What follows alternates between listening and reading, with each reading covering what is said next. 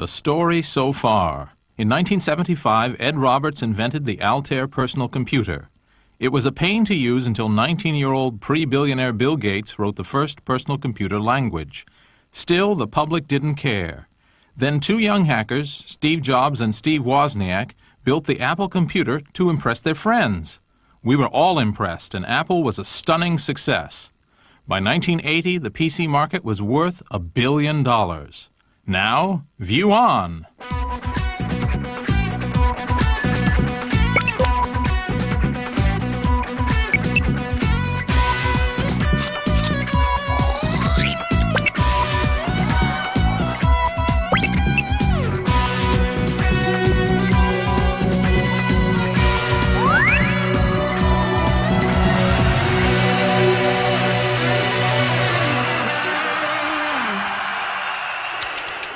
We are nerds.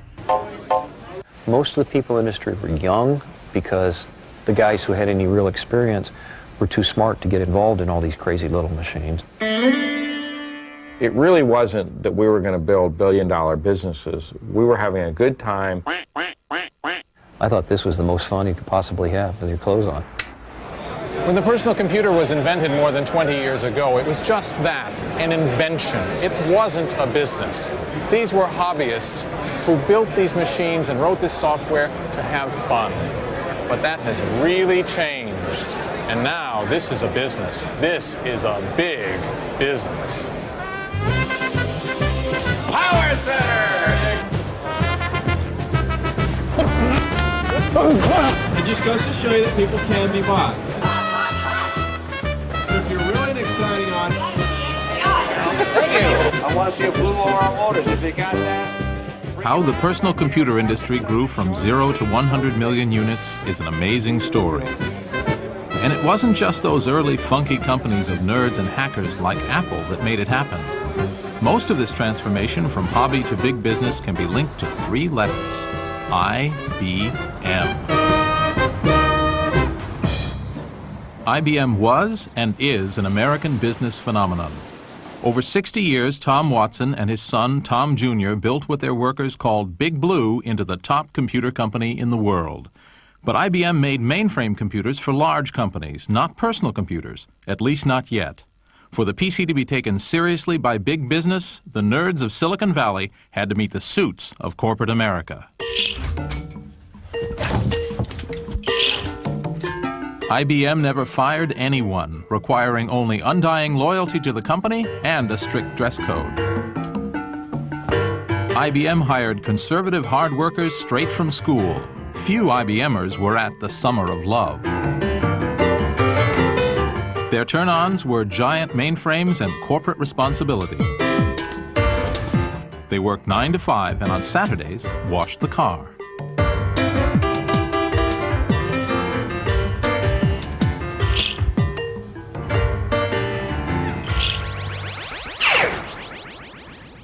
This is Intergalactic HQ for IBM, the largest computer company in the world. But in many ways, IBM is really more a country than it is a company. It has hundreds of thousands of citizens, it has a bureaucracy, it has an entire culture. Everything, in fact, but an army. Okay, Sam, we're ready to visit IBM country. Obviously, we're dressed for the part. Now, when you were in sales training in 1959 for IBM, did you sing company songs? Absolutely. Well, just to get us in the mood, let's sing one right here. You're kidding. I have the IBM, the songs of the IBM, and we're going to try for number 74, Our IBM Salesman, sung to the tune of Jingle Bells. IBM, happy men, smiling all the way. Oh, what fun it is to sell our products night and day. IBM, Watson men, partners of TJ. In his service to mankind, that's why we are so gay. Now, gay didn't mean what it means today then. Remember that. Right. Okay? Okay, let's go. Okay. I guess it was okay. Perfect. Yeah. When I started at IBM, there was a dress code. That was an informal oral code of white shirts. You couldn't wear anything but a white shirt, generally with a starch collar. I remember attending my first class, and a gentleman said to me as we were entering the building, "Are you an IBMer?" And I said, "Yes." He had a three-piece suit on, vests were of the Vogue, and he said, "Could you just lift your pants leg, please?" I said, "What?" And before I knew it, he had lifted my pants leg, and he said, "You're not wearing any garters." I said, "What?" He said, "Your socks, they're not pulled tight to the top. You need garters." And sure enough, I had to go get garters. IBM is like Switzerland, conservative, a little dull, yet prosperous. It has committees to verify each decision. The safety net is so big that it's hard to make a bad decision, or any decision at all. At which we announced a new organizational structure. Rich Seidner, computer programmer and wannabe Paul Simon, spent 25 years marching in step at IBM. He feels better now. I mean, it's like getting 400,000 people to agree what they want to have for lunch. You know, I mean, it's just not going to. It's going to be lowest common, and it's going to be hot dogs and beans. So, so what are you going to do? So IBM had created this process, and it absolutely made sure that quality would be preserved throughout the process, that you actually were doing what you set out to do and what you thought the customer wanted. At one point, somebody kind of looked at the process to see, well, what's it doing and what's the overhead built into it. And what they found is that it would take at least 9 months to ship an empty box. By the late 70s, even IBM had begun to notice the explosive growth of personal computer companies like Apple. The Apple II, small, inexpensive, simple to use. The first computer... What's more, it was a computer business they didn't control. In 1980, IBM decided they wanted a piece of this action.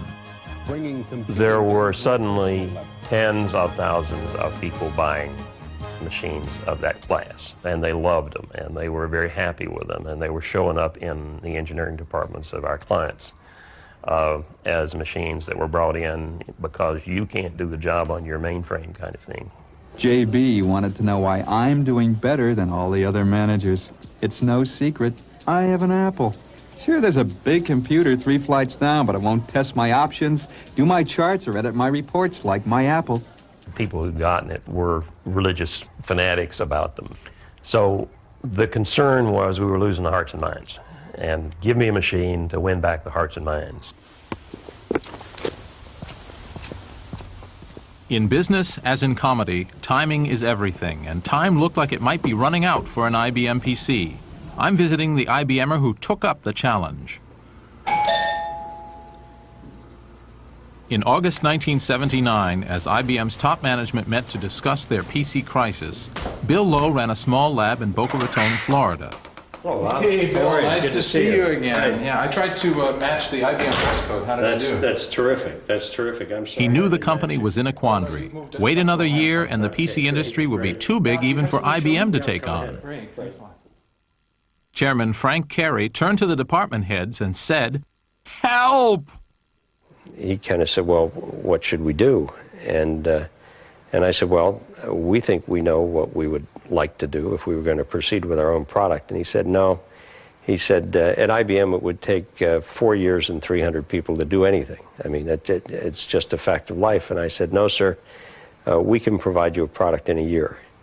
And he abruptly ended the meeting. He said, "You're on, Lowe. Come back in 2 weeks and tell me what you need." An IBM product in a year? Ridiculous. Down in the basement, Bill still has the plan. To save time, instead of building a computer from scratch, they would buy components off the shelf and assemble them. What in IBM speak was called open architecture. IBM never did this. 2 weeks later, Bill proposed his heresy to the chairman. And frankly, this is it. Now, the key decisions were to go with an open architecture. Non-IBM technology, non-IBM software, non-IBM sales, and non-IBM service. And we probably spent a full half of the presentation carrying the corporate management committee into this concept, because this was a new concept for IBM at that point in time. Was it a hard sell? Mr. Carey bought it, and as a result of him buying it, we got through it. With the backing of the chairman, Bill and his team then set out to break all the IBM rules and go for a record. Yeah, we'll put it in the IBM section. Once IBM had decided to do a personal computer, and to do it in a year, they couldn't really design anything. They just had to slap it together. So that's what we'll do. You have a central processing unit, and let's see. You need a monitor or display and a keyboard. Okay, a PC, except it's not. There's something missing. Time for the Cringely Crash Course in Elementary Computing. A PC is a box full of electronic switches, a piece of hardware. It's useless until you tell it what to do. It requires a program of instructions. That's software. Every PC requires at least 2 essential bits of software in order to work at all. First, it requires a computer language. That's what you type in to give instructions to the computer, to tell it what to do. Remember, it was a computer language called BASIC that Paul Allen and Bill Gates adapted to the Altair, the first PC. The other bit of software that's required is called an operating system. That's the internal traffic cop that tells the computer itself how the keyboard is connected to the screen or how to store files on a floppy disk instead of just losing them when you turn off the PC at the end of the day. Operating systems tend to have boring, unfriendly names like Unix and CP/M and MS-DOS, but though they may be boring, it's an operating system that made Bill Gates the richest man in the world. And the story of how that came about is, well, pretty interesting. So the contest begins. Who would IBM buy their software from? Let's meet the 2 contenders. The late Gary Kildall, then age 39, a computer science PhD, and a 24-year-old Harvard dropout, Bill Gates. By the time IBM came calling in 1980, Bill Gates and his small company, Microsoft, was the biggest supplier of computer languages in the fledgling PC industry. Many different computer manufacturers are making the CP/M operating system standard on most models. For their operating system, though, the logical guy for the IBMers to see was Gary Kildall. He ran a company modestly called Intergalactic Digital Research.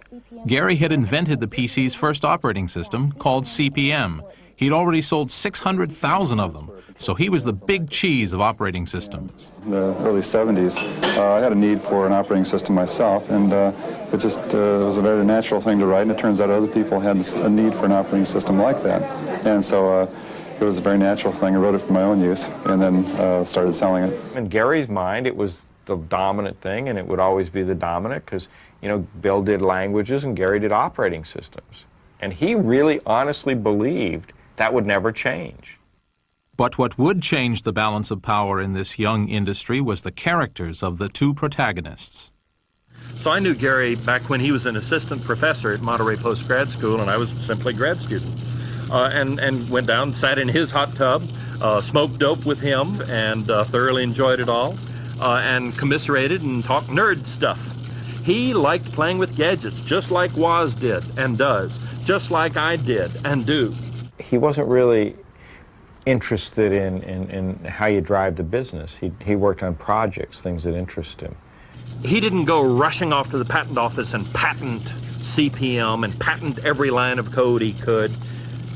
He didn't try to just squeeze the last dollar out of it.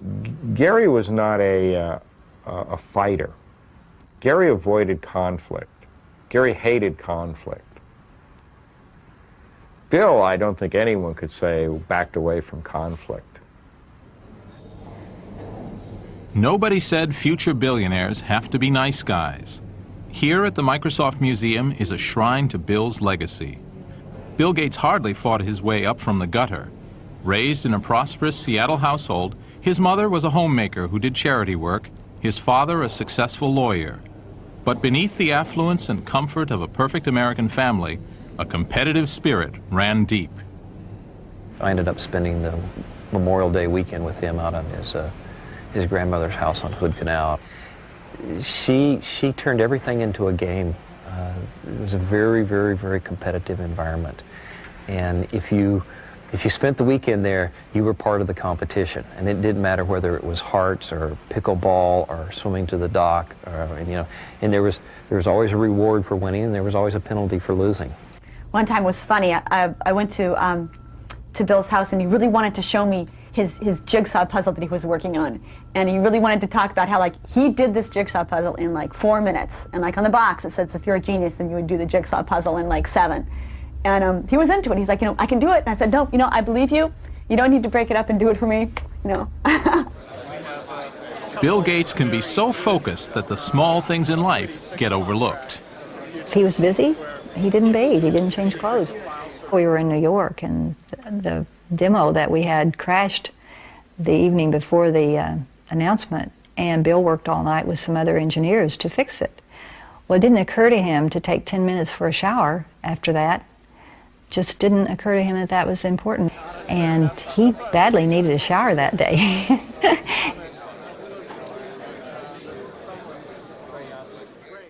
The scene is set. In California, laid-back Gary Kildall, already making the best-selling PC operating system, CP/M. In Seattle, Bill Gates, maker of BASIC, the best-selling PC language, but always prepared to seize an opportunity. So IBM had to choose one of these guys to write the operating system for its new personal computer. One would hit the jackpot. The other would be forgotten, a footnote in the history of the personal computer. And it all starts with a telephone call to an 8th floor office in that building, the headquarters of Microsoft, in 1980. At about noon, I guess, I called Bill Gates on Monday and said I would like to come out and talk to him about his products. Bill said, well, how's next week? And they said, we're on an airplane, we're leaving in an hour, we'd like to be there tomorrow. Well, hallelujah, right on. Steve Ballmer was a Harvard roommate of Gates. He had just joined Microsoft and would end up its 3rd billionaire. Back then, he was the only guy in the company with business training. Both Ballmer and Gates instantly saw the importance of the IBM visit. And Bill said, Steve, you better come to the meeting. You're the only other guy here who can wear a suit. So we figured, okay, the two of us will put on suits, we'll go to this meeting. We got there roughly 2 o'clock. And we were waiting in the front, and this young fellow came out to take us back to Mr. Gates' office. I thought he was the office boy. And of course, it was Bill. He was quite decisive. We popped out the non-disclosure agreement, the letter that said that he wouldn't tell anybody we were there and that we wouldn't hear any secrets and so forth. He signed it immediately. Now, IBM didn't make it easy. You had to sign all these funny agreements that sort of said IBM could do whatever they wanted, whenever they wanted, and use your secrets however they felt. But so it took a little bit of faith. Jack Sams was looking for a package from Microsoft containing both the BASIC computer language and an operating system. But IBM hadn't done their homework. They thought we had an operating system. Because we had this soft card product that had CP/M on it, they thought we could license some CP/M for this new personal computer they told us they wanted to do. And we said, well, no, we're not in that business. And when we discovered we didn't have he didn't have the rights to do that, and that it was not, he said, but I think it's ready. I think Gary's got it ready to go. I said, well, no time like the present, call up Gary. So Bill, right there with them in the room, called Gary Kildall, Digital Research, said, Gary, I'm sending some guys down. They're going to be on the phone. Treat them right. They're important guys. The men from IBM came to this Victorian house in Pacific Grove, California, headquarters of Digital Research, headed by Gary and Dorothy Kildall. Just imagine what it's like having IBM come to visit. It's like having the Queen drop by for tea. It's like having the Pope come by looking for advice. It's like a visit from God himself. And what did Gary and Dorothy do? They sent them away. Gary had some other plans, and so he said, well, Dorothy will see you. And so we went down, the three of us. IBM showed up with an IBM non-disclosure, and Dorothy made a decision which I think it's easy in retrospect to say was dumb. Well, we popped out our letter that said, please don't tell anybody we're here, and we don't want to hear anything confidential. And she read it, and she said, I can't sign this. She did what her job was. She got the lawyer to look at the non-disclosure. The lawyer, Jerry Davis, who's still in Monterey, threw up on this non-disclosure. It was uncomfortable for IBM. They weren't used to waiting, and it was an unfortunate situation. Here you are in a tiny Victorian house that's overrun with people and chaotic. And so we spent the whole day in Pacific Grove debating with them and with our attorneys and her attorneys and everybody else about whether or not she could even talk to us about talking to us. And we left. This is the moment digital research dropped the ball. IBM, distinctly unimpressed with their reception, went back to Microsoft. Bill Gates isn't the man to give a rival a second chance. He saw the opportunity of a lifetime. Digital research didn't seize that, and we knew it was essential. If somebody didn't do it, the project was going to fall apart. So we just got carried away and said, look, we can't afford to lose the language business. That was the initial thought. We can't afford to have IBM not go forward. This is the most exciting thing that's going to happen in PCs. And we were already out on the limb because we had licensed them not only BASIC, but Fortran, COBOL, Assembler, Typing Tutor, Adventure. And basically every product the company had, we had committed to do for IBM in a very short time frame. But there was a problem. IBM needed an operating system fast, and Microsoft didn't have one. What they did have was a stroke of luck, the ingredient everyone needs to be a billionaire. Unbelievably, the solution was just across town. Paul Allen, Gates' programming partner since high school, had found another operating system. There's a local company here in Seattle called Seattle Computer Products, a guy named Tim Patterson, and he had done an operating system, very rudimentary operating system that was kind of like CP/M. And we just told IBM, look, we'll go get this operating system from the small local company, we'll take care of it, we'll fix it up, and you can still do a PC. Tim Patterson's operating system, which saved the deal with IBM, was, well, adapted from Gary Kildall's CP/M. So I took a CP/M manual that I'd gotten from the retail computer store, $5 in 1976 or something, and used that as the basis for the application programming interface, the API for my operating system. And so using these ideas that came from different places, I started in April, and it was about half time for 4 months before I had my first working version. This is it. The operating system Tim Patterson wrote. He called it QDOS, the quick and dirty operating system. Microsoft and IBM called it PC-DOS 1.0. And under any name, it looks an awful lot like CP/M. On this computer here, I have running a PC-DOS and CP/M86, and frankly, it's very hard to tell the difference between the two. The command structures are the same, so are the directories. In fact, the only obvious external difference is the floppy drive is labeled A in PC-DOS and C in CP/M. Some difference, and yet one generated billions in revenue and the other disappeared. As usual in the PC business, the prize didn't go to the inventor, but to the exploiter of the invention. In this case, that wasn't Gary Kildall. It wasn't even Tim Patterson. There was still one problem. Tim Patterson worked for Seattle Computer Products, or SCP. They still owned the rights to QDOS, rights that Microsoft had to have. But then we went back and said to them, look, we want to buy this thing. And SCP was, like most little companies, they, always needed cash, and so that was when they went into the negotiation. And so ended up working out a deal to buy the operating system from him for whatever usage we wanted for $50,000. Hey, let's pause there to savor an historic moment. For whatever usage we wanted for $50,000. It had to be the deal of the century, if not the millennium. It was certainly the deal that made Bill Gates and Paul Allen multi-billionaires and allowed Paul Allen to buy toys like these, his own NBA basketball team and arena. Microsoft bought outright for $50,000 the operating system they needed, and they turned around and licensed it to the world for up to $50 per PC. Think of it, 100 million personal computers running MS-DOS software funneling billions into Microsoft, a company that back then was 50 kids managed by a 25-year-old who needed to wash his hair. Nice work if you can get it, and Microsoft got it. There are no two places further apart in the USA than southeastern Florida and Washington State, where Microsoft is based. This is Florida, Boca Raton, and this building right here is where the IBM PC was developed. Here, the nerds from Seattle joined forces with the suits of corporate America, and in that first honeymoon year, they pulled off a fantastic achievement. After we got a package in the mail from the people down in Florida, As August 1981 approached, the deadline for the launch of the IBM Acorn, the PC industry held its breath. Supposedly, maybe at this very moment, IBM is announcing their personal computer. We don't know that yet. In companies across America, software writers like Dan Bricklin, the creator of the first spreadsheet, waited with his staff for news of the announcement. This is a moment of PC history. IBM's secrecy had codenamed the PC the Floridian Project. Everyone in the PC business knew IBM would change their world forever.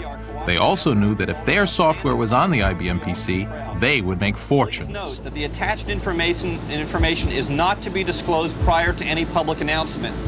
It's on the ticker. It's on the ticker? Okay, so now you can tell people. What we're watching are the first few seconds of a $100 billion industry. Years of thinking big, today IBM came up with something small. Computer. Big Blue is looking for a slice of Apple's market share. IBM like bits and bytes mean nothing. Try this word. Money. Now they're going to sell $1,000 computers to millions IBM of customers. Wants a piece of the pie. I have seen the future, said one analyst, and it computes. Today, an IBM computer has reached a personal stage. Nobody was ever fired for buying IBM. Now companies could put PCs with a name they trusted on desks from Wall's End to Wall Street.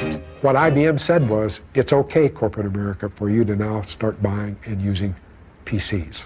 And if it's okay for corporate America, it's got to be okay for everybody. Your own IBM personal computer. For all the hype, the IBM PC wasn't much better than what came before. So while the IBM name could create immense demand, it took a killer application to sustain it. The killer app for the IBM PC was yet another spreadsheet. Based on VisiCalc, but called Lotus 123, its creators were the first of many to get rich on IBM's success. Within a year, Lotus was worth $150 million. Wham, bam, thank you, IBM. It's time to rock, time for fun, yeah, they're working. IBM had forecast sales of 500,000 computers by 1984. In those 3 years, they sold 2 million. Yeah. Euphoric, I guess is the right word. Everybody was believed that they were not going to, at that point, 2 million or 3 million, you know, they were now thinking in terms of 100 million. I mean, they were probably off the scale in the other direction. What did all this mean to Bill Gates, whose operating system, DOS, was at the heart of every IBM PC sold? Initially, not much because of the deal with IBM, but it did give him a vital bridgehead to other players in the PC marketplace, which meant trouble in the long run for Big Blue. The key to the structure of our deal was that IBM had no control over our licensing to other people. And the lesson of the computer industry in mainframes was that over time people built compatible machines or clones, whatever term you want to use.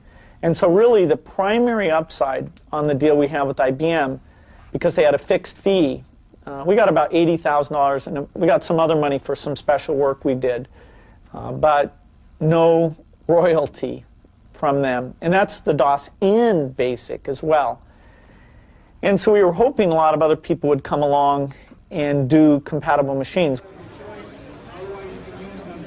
There were other PCs that were sort of like the IBM PC, kind of like it, but IBM now had 50% market share and was defining what a PC meant. What the public wanted was IBM PCs. So to be successful, other manufacturers would have to build computers exactly like the IBM. They wanted to copy the IBM PC, to clone it. How could they do that legally? Well, welcome to the world of reverse engineering.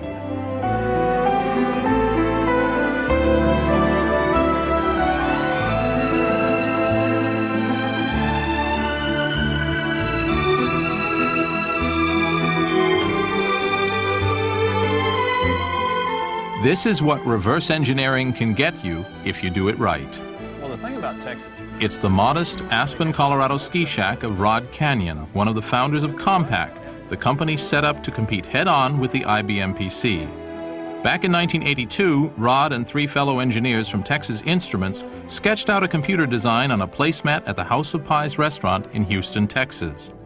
They decided to manufacture and market a portable version of the IBM PC using the curious technique of reverse engineering. Reverse engineering is figuring out, after something's already been created, how it ticks, what makes it work, usually for the purpose of creating something that works the same way, or at least does something like the thing you're trying to reverse engineer. Here's how you clone a PC. IBM had made it easy to copy. The microprocessor was available off the shelf from Intel, and the other parts came from many sources. Only one part was IBM's alone, a vital chip that connected the hardware with the software. Called the ROM BIOS, this was IBM's own design, protected by copyright and by Big Blue's army of lawyers. Compaq had to somehow copy the chip without breaking the law. First, you have to decide how the ROM works. So what we had to do was have an engineer sit down with that code and through trial and error, we'd write a specification that said, here's how the BIOS ROM needs to work. It couldn't be close, it had to be exact. So there was a lot of detail testing that went on. You test how that all-important chip behaves and make a list of what it has to do. Now it's time to meet my lawyer, Claude. I've examined the internals of the ROM BIOS and written this book of specifications. Now I need some help because I've done as much as I can do, and you need to explain what's next. Well, the first thing I'm going to do is I'm going to go through the book of specifications myself, but the first thing I can tell you, Robert, is that you're out of it now. You are contaminated. You are dirty. You've seen the product that's the original work of authorship. You've seen the target product. So now, from here on in, we're going to be working with people who are not dirty. We're going to be working with so-called virgins who are going to be operating in the clean room. I certainly don't qualify there. I imagine you don't. So what we're going to do is this. We're going to hire a group of engineers who have never seen the IBM ROM BIOS. They have never seen it, they've never operated it, they know nothing about it. Have you ever before attempted to disassemble, decompile, or to in any way, shape, or form reverse engineer any IBM equipment? Oh, no. Have you ever tried to disassemble or... This is the Silicon Valley virginity test, and good virgins are hard to find. You understand that in the event that we discover that the information you're providing us is inaccurate, you're subject to discipline by the company, and that can include but not be limited to termination immediately. Do you understand that? Yes, I do. Okay. After the virgins are deemed intact, they are forbidden contact with the outside world while they build a new chip, one that behaves exactly like the one in the specification. In Compaq's case, it took 15 senior programmers several months and cost $1 million to do the reverse engineering. In November 1982, Rod Canyon unveiled the result.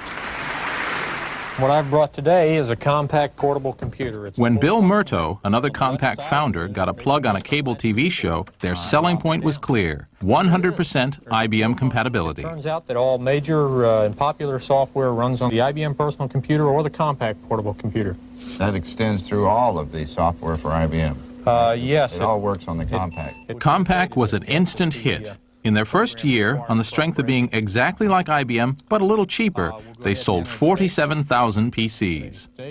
In our first year of sales, we set an American business record, I guess maybe a world business record. Our largest first-year sales in history was $111 million.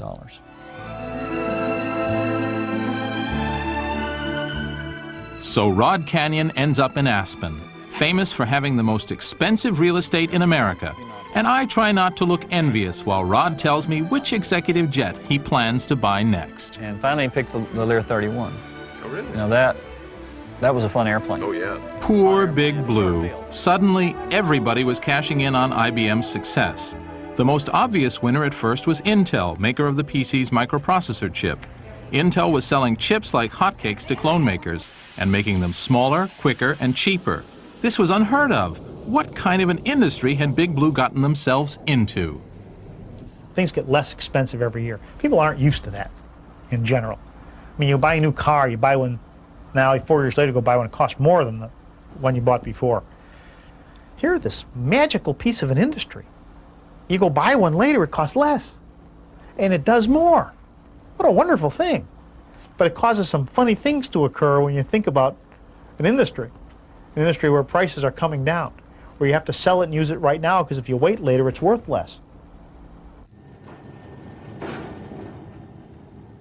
Where Compaq led, others soon followed. IBM was now facing dozens of rivals. Soon-to-be familiar names began to appear, like Amstrad, AST, and Dell. It was getting spectacularly easy to build a clone. You could get everything off the shelf, including a guaranteed virgin ROM BIOS chip. Each new clone maker, free of IBM's big overhead, took another bite out of Big Blue's business. Well, they really hit with a vengeance in '85. The prices were going down on the competitive products at about 30% every 6 months. Terror would be a good, a good phrase. Terror? Oh, of course. I mean, we were able to sell a lot of products, but it was getting difficult to make money.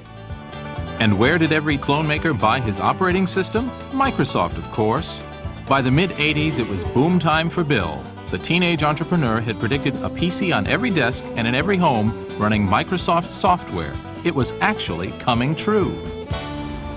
As Microsoft mushroomed, there was no way that Bill Gates could personally dominate thousands of employees. But that didn't stop him. He still had a need to be both industry titan and top programmer. So he had to come up with a whole new corporate culture for Microsoft. He had to find a way to satisfy both his adolescent need to dominate and his adult need to inspire. From the beginning, Microsoft recruited straight out of college. They chose people who had no experience of life in other companies. In time, they'd be called microserfs. And so a lot of young, I say people, but mostly it was young men who just were out of school, saw him as this incredible role model or leader, almost a guru, I guess. And they could sit and spend hours with him, and he valued their contributions, and there was just a wonderful camaraderie that seemed to exist between all these young men and Bill. And the strength that he has in this, and his will and his desire to be the best and to be the winner, and he is just like a cult leader, really. As the frenzied '80s came to a close, IBM reached a watershed. They had created an open PC architecture that anyone could copy. This was intentional, but IBM always thought their inside track would keep them ahead. Wrong. IBM's glacial pace and high overhead put them at a disadvantage to the leaner clone makers. Everything was turning into a nightmare as IBM lost its dominant market share. So in a big gamble, they staked their PC future to a new system, a new line of computers with proprietary closed hardware and their very own operating system. It was war. Start planning for Operating System 2 today. IBM planned to steal the market from Gates with a brand new operating system called, drumroll please, OS/2. IBM would design OS/2, yet they asked Microsoft to write the code. Why would Microsoft help create what was intended to be the instrument of their own destruction? Because Microsoft knew IBM was the source of their success, and they would tolerate almost anything to stay close to Big Blue. It was just part of, as we used to call it at the time, riding the bear. You just had to try to stay on the bear's back, and the bear would twist and turn and try to buck you and throw you, but darn, we were going to ride the bear because the bear was the biggest, the most important. You just had to be with the bear. Otherwise, you would be under the bear in the computer industry, and IBM was the bear, and we were going to ride the back of the bear. But it's easy for people to forget how pervasive IBM's influence over this industry was. When you talk to people who've come into the industry recently, there's no way you can get that into their head. That was the environment. The relationship between IBM and Microsoft was always a culture clash. IBMers were buttoned-up organization men. Microsofties were obsessive hackers. With the development of OS/2, the strains really began to show. In IBM, there's a religion in software that says you have to count K-locks, and a K-lock is 1,000 line of code. How big a project is it? Oh, it's a 10 K-lock project. This is a 20 K-locker. And there's a 50 K-locks. And IBM wanted to sort of make it the religion about how we got paid, how much money we made off OS/2, how much they did. How many K-locks did you do? And we kept trying to convince them, hey, if we have a developer who's got a good idea and he can get something done in 4 K-locks instead of 20 K-locks, should we make less money? Because he's made something smaller and faster, less clocks. Oh, K-locks, that's the methodology. Yeah, anyway, it almost makes my my back just crinkle up at the thought of the whole thing. When I took over in '89, there was an enormous amount of resources working on OS/2, both in Microsoft and the IBM company. Bill Gates and I met on that several times. And we pretty quickly came to the conclusion together that that was not going to be a success the way it was being managed. It was also pretty clear that the negotiations and the contracts had given most of that control to Microsoft. It was no longer just a question of styles. There was now a clear conflict of business interest. OS/2 was planned to undermine the clone market, where DOS was still Microsoft's major moneymaker. Microsoft was DOS, but Microsoft was helping develop the opposition? Bad idea. To keep DOS competitive, Gates had been pouring resources into a new program called Windows. It was designed to provide a nice, user-friendly facade to boring old DOS. Selling it was another job for shy, retiring Steve Ballmer. How much do you think this advanced operating environment is worth? Wait just 1 minute before you answer. Watch as Windows integrates Lotus 123 with Miami Vice. Now we can take this for... Just as Bill Gates saw OS/2 as a threat, IBM regarded Windows as another attempt by Microsoft to hold on to the operating system business. We created Windows in parallel. We kept saying to IBM, hey, Windows is the way to go, graphics is the way to go. And we got virtually everyone else enthused about Windows. So that was a divergence that we kept thinking we could get IBM to come around on. It was clear that IBM had a different vision of its relationship with Microsoft than Microsoft had of its vision with IBM. Is that Microsoft's fault? You know, maybe some, but IBM's not blameless there either. So I don't view any of that as anything but just poor business on IBM's part. Bill Gates is a very disciplined guy. He puts aside everything he wants to read and twice a year goes away for secluded reading weeks. The decisive moment in the Microsoft-IBM relationship came during just such a retreat. In front of a log fire, Bill concluded that it was no longer in Microsoft's long-term interest to blindly follow IBM. If Bill had to choose between OS/2, IBM's new operating system, and Windows, he'd choose Windows. We said, ooh, IBM's probably not going to like this. This is going to threaten OS/2. Now, we told them about it. Right away, we told them about it. But we still did it. They didn't like it. We told them about it. We told them about it. We offered to license it to them. We always thought the best thing to do is to try and combine IBM promoting the software with us doing the engineering. And so it was only when they broke off communication and decided to go their own way that we thought, okay, we're on our own. And that was definitely very, very scary. And we were in a major negotiation in early 1990, right before the Windows launch. We wanted to have IBM on stage with us to launch Windows 3.0, but they wouldn't do the kind of deal that would allow us to profit. It would allow them essentially to take over Windows from us, and we walked away from the deal. Switch to CD-ROM. Jack Sams, who started IBM's relationship with Microsoft with that first call to Bill Gates in 1980, could only look on as the partnership disintegrated. Then they, at that point, I think they agreed to disagree on the future progress of OS/2 and Windows. And internally, we were told, thou shalt not ship any more products on Windows. And about that time, I got the opportunity to take early retirement, so I did.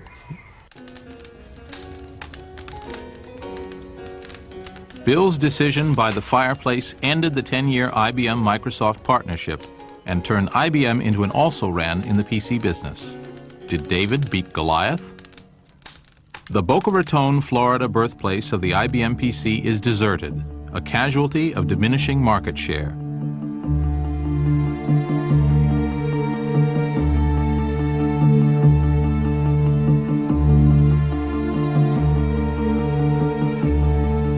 Today, IBM is again what it was before, a profitable, dominant mainframe computer company. For a while, IBM dominated the PC market. They legitimized the PC business, created the standards most of us now use, and introduced the PC to the corporate world. But in the end, they lost out. Maybe it was to a faster, more flexible business culture. Or maybe they just threw it away. That's the view of a guy who's been competing with IBM for 20 years, Silicon Valley's most outspoken software billionaire, Larry Ellison. I think IBM made the single worst mistake in the history of enterprise on Earth. Which was? Which was the manufacturer, being the first manufacturer and distributor of the Microsoft Intel PC, which they mistakenly called the IBM PC. I mean, they were the first manufacturer and distributor of that technology. I mean, it's just simply astounding that they could basically give a third of their market value to Intel and a third of their market value to Microsoft by accident. I mean, no one, those two companies today are worth close to, approaching $100 billion. I mean, not many of us get a chance to make a $100 billion mistake. As fast as IBM abandons its buildings, Microsoft builds new ones. In 1980, IBM was 3,000 times the size of Microsoft. Though still a smaller company, today Wall Street says Microsoft is worth more. Both have faced antitrust investigations about their monopoly positions. For years, IBM defined successful American corporate culture as a machine of ordered bureaucracy. Here in the corridors of Microsoft, it's a different style. It's personal. This company, in its drive, its hunger to succeed, is a reflection of one man, its founder, Bill Gates. Bill wanted to win. Incredible desire to win and to beat other people. At Microsoft, the whole idea was that we would put people under, and unfortunately, that's happened a lot. Bill Gates is special. You wouldn't have had a Microsoft take a random other person like Gary Kildall. On the other hand, Bill Gates was also lucky. But Bill Gates knows that, unlike a lot of other people in the industry, and he's paranoid. Every morning he gets up and he doesn't feel secure, he feels nervous about this. They're trying hard, they're not relaxing, and that's why they're so successful. And I remember I was talking to Bill once, and I asked him what he feared, and he said that he feared growing old because, once you're beyond 30, this was his belief at the time, once you're beyond 30, you don't have as many good ideas anymore. It's like you're not as smart anymore. If you just slow down a little bit, who knows who it'll be? Probably some company that may not even exist yet, but someone else can come in and take the lead. I said, well, you're going to age. It's going to happen. It's kind of inevitable. What are you going to do about it? And he said, I'm just going to hire the smartest people, and I'm just going to surround myself with all these smart people, And I thought that was kind of interesting. It was like he was like, oh, I can't be immortal, but like maybe this is the second best, and I can buy that, If you miss what's happening, then the same kind of thing that happened to IBM or many other companies could happen to Microsoft very easily. So no one's got a guaranteed position in the high technology business. And the more you think about, how could we move faster? What could we do better? Are there good ideas out there that we should be going beyond? It's important. And I wouldn't trade places with anyone, but the reason I like my job so much is we have to constantly stay on top of those things. The Windows software system that ended the alliance between Microsoft and IBM pushed Gates past all his rivals. Microsoft had been working on the software for years, but it wasn't until 1990 that they finally came up with a version that not only worked properly, it blew their rivals away. And where did the idea for this software come from? Well, not from Microsoft, of course. It came from the hippies at Apple. Lights, camera, boot up. In 1984, they made a famous TV commercial. Apple had set out to create the first user-friendly PC just as IBM and Microsoft were starting to make a machine for businesses. When the TV commercial aired, Apple launched the Macintosh. Secure from the pests of a computer. The computer and the commercial were aimed directly at IBM, which the kids in Cupertino thought of as Big Brother. But Apple had targeted the wrong people. It wasn't Big Brother they should have been worrying about. It was Big Bill Gates. Shall talk themselves to death, and we will fight in a